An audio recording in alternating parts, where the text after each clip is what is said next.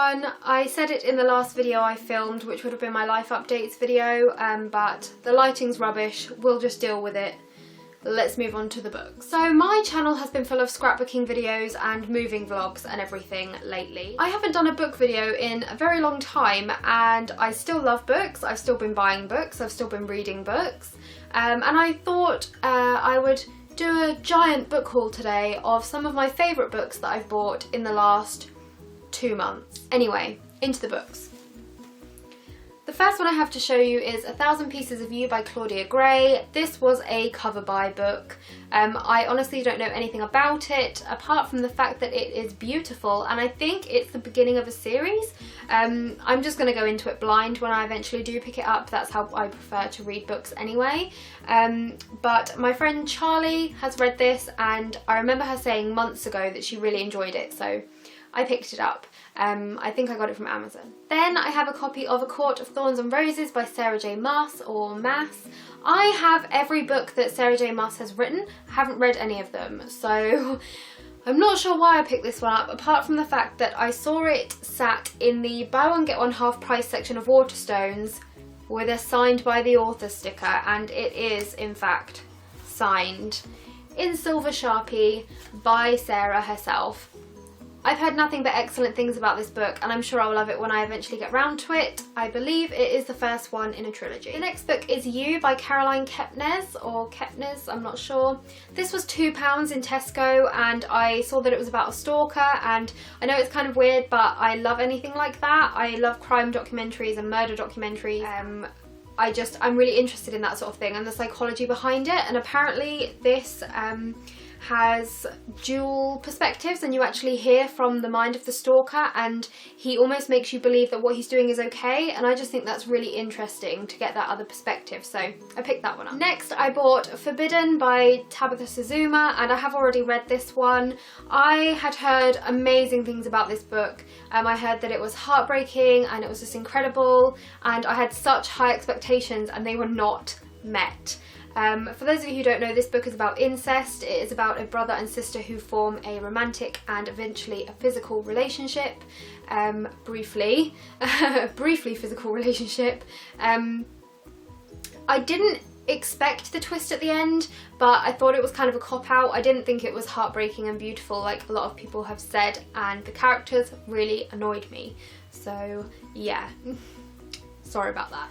This one I picked up on Sunday in Waterstones and it is Rebecca by Daphne du Maurier. I've wanted to read this for so long and it's been on my Amazon wishlist for like 2 years, and they've recently bought out these editions of some of Daphne du Maurier's works. I think there's Rebecca, Jamaica Inn, and there is another one in the collection, but I'm not sure. Oh, Frenchman's Creek I think it is, and these are by Virago, I think. Absolutely stunning, can't wait to read it. Heard incredible things about it. From the works I picked up Room by Emma Donoghue. Yeah, Donoghue. Again, I've heard amazing things about this. Apparently it's gripping and thrilling and really sad. I believe it's about a boy who is locked in a room for like his whole life by his mother. But there's no blurb and there's no like blurb on the inside either, so I honestly have no idea. I might be completely wrong, but the cover kind of lends support to my theory. But yeah, I think this is going to be the next book I read because I've just heard such great things about it. Another one from Waterstones is Suicide Notes from Beautiful Girls by Lynn Weingarten, or Weingarten, I'm not sure.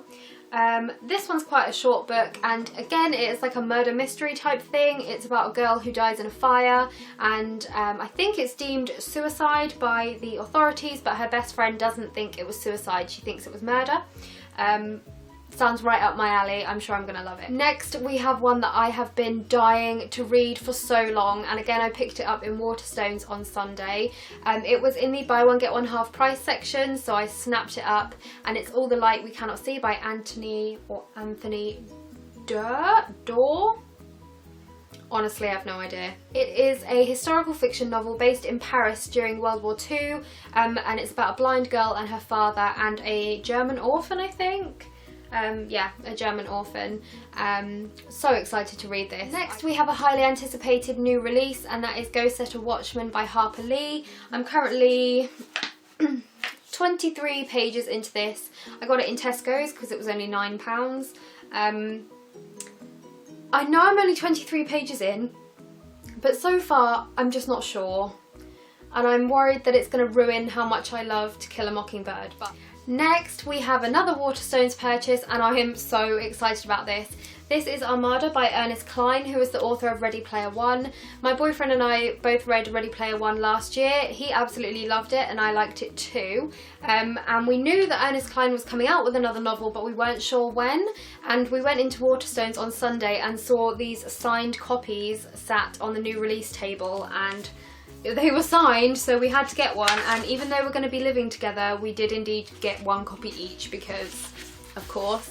And it is signed. My boyfriend said, is it actually signed or is it printed? And I like rubbed my finger over it and you can feel the indentations. So it's signed, and it is about, it's kind of similar to Ready Player One because it has sort of heavy emphasis on the video game references and things like that. And I think it's about a flying saucer or an alien ship. It's out of the video game that he and his friends play, is like circling the Earth or something. I'm really excited to read it. I loved Ready Player One and I'm sure I'll like this one too. Next we have the entire Princess Diaries series by Meg Cabot. The only book I'm missing is book 7, and that's because it's in my bag because I'm currently rereading it.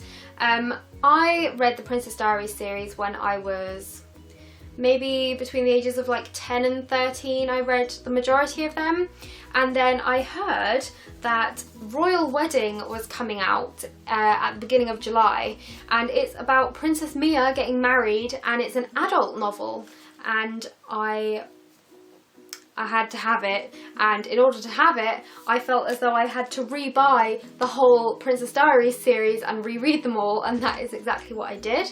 But I got them from a place called Bangzo Books, and they have their own website but they're on eBay too, and I got the entire set in mint condition, you know, shrink wrapped and everything, for £15. So I don't feel guilty at all, and I've read nearly all of them.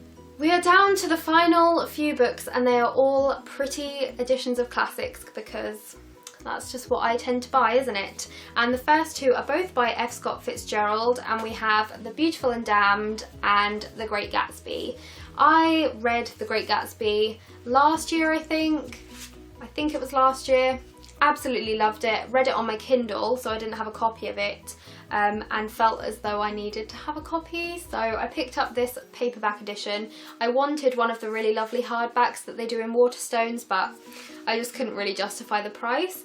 It's a paperback with the flaps, which I love, and there's gold foiling, and it's just stunning.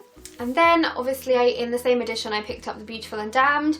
Really excited to read this. I've heard that it's really good. I wanted to get Tender as the Night, but they didn't have that one in this edition when I was there. So I got this one instead, but I'm really tempted to pick up the rest of his books in these editions because they're $6.99. Like, that's the price of a normal YA paperback in Waterstones, and these are beautiful. Next we have the Puffin in Bloom edition of Little Women. I have the other books in this collection. There's Heidi, Anne of Green Gables and The Little Princess. Didn't have Little Women, finally decided to pick it up when I passed my uni exams as a little present to myself. It's stunning, it's huge. I think it has the other stories in here too. I'll just have a look. Actually, I think it is just Little Women in here, so maybe it's just huge, but I do have some other editions of Little Women and they're definitely not this fat. But we'll just have to wait and see. This was reduced to like $7.99 on Amazon for a short time, which is why I bit the bullet and picked it up.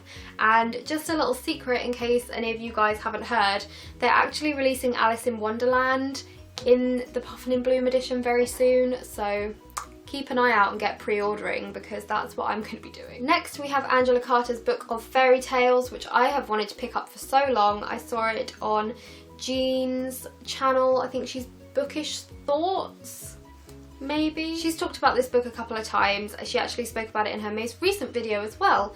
And I think it was $10.99 okay, £12.99 from Waterstones, and I had a voucher because I spend so much money in Waterstones that I often have those £10 vouchers they give you, and I used my voucher to buy this book. Absolutely gorgeous. Haven't dipped into it yet, but it's going to be one of those that I think I read a story from every now and then. But yeah, beautiful. Love it. And then I have two books where I feel kind of like I was an idiot when I bought them, but they are beautiful nonetheless. The first one is Hans Christian Andersen's Complete Fairy Tales, and it is this gorgeous leather-bound book. It's got a stunning spine, it's got a beautiful picture on the back. I haven't taken the sticker off yet, and it has gorgeous end papers. The reason I feel like an idiot is because I went into Costco with my boyfriend and they had tons of these for £10 each, loads of different works of fiction. There was like Shakespeare, Sherlock Holmes, Dracula, all that sort of thing.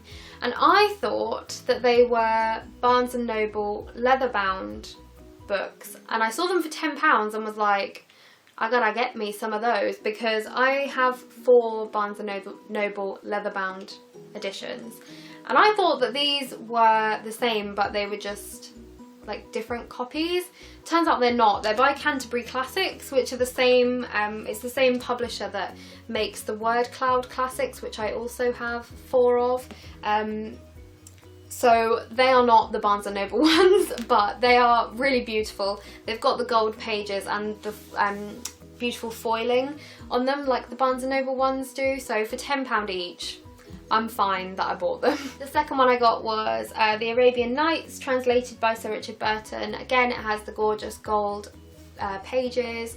It's got a lovely spine, pretty picture on the back, and gorgeous end papers. So yeah, got this, Costco. They haven't had any in there since because I wanted to go back and get more, but that's always the way. So yeah, those were all the books that I wanted to show you. Like I said, those are embarrassingly not the only books I've bought in the last 2 months, and actually quite a few of them only came into my possession in the last few weeks because I just went a bit crazy. I'm sure there will be another book haul soon. I'm meant to be on a book buying ban, but why be on a ban when you could buy books? If you have any questions, let me know. If you've read any of the books I showed you today, please do let me know if you like them, and I will see you next time. Bye!